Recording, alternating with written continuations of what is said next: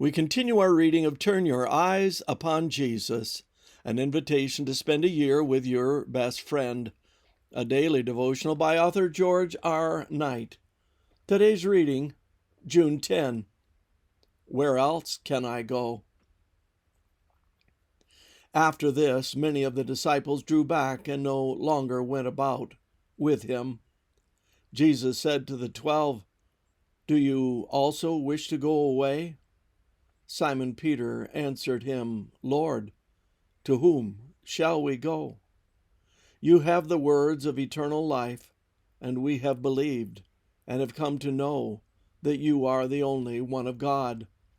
Jesus answered them, "Did I not choose you, the 12, and one of you is a devil?" He spoke of Judas, the son of Simon Iscariot, for he, one of the 12, was to betray him. John 6:66-71. All good things on earth come to an end sooner or later. For a time, the multitudes flocked after Jesus. They couldn't get enough of him. Many were excited at his miracles. Others had come to be baptized by his disciples, so many that it had been an embarrassment. John 4:1-3.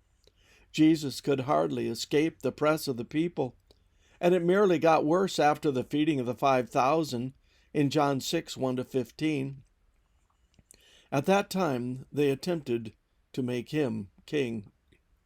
But Jesus had different ideas and dismissed the crowds, and then he gave that talk about eating his flesh and drinking his blood, claiming to be the bread of life.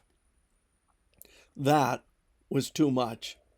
The beginning of the end was already in sight, as many of his followers drew back and no longer went about with him. Some of them had begun to see more clearly where Jesus was headed. After all, you can't challenge the authorities time after time and expect to get away with it. They could recognize that he was destined for disaster. They followed him willingly, as long as the loaves and the fishes were plentiful.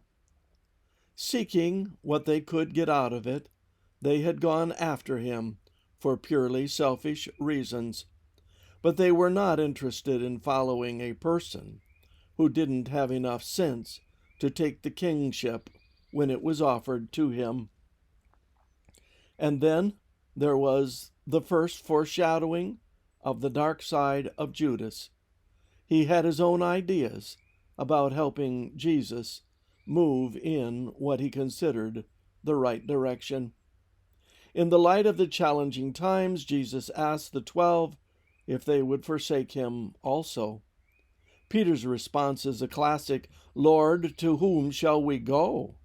You have the words of eternal life." That answer has sustained me many times as things have gotten difficult and even the church looked like a mess. Like Peter, I did not understand everything. I was not happy with things, and I couldn't see into the future. But I did know one thing for certain, that Jesus and faith in him made more sense than anything else. Where else could I go? I have never been sorry that I stuck with Jesus through the bad times as well as the good. This concludes our reading today of Turn Your Eyes Upon Jesus.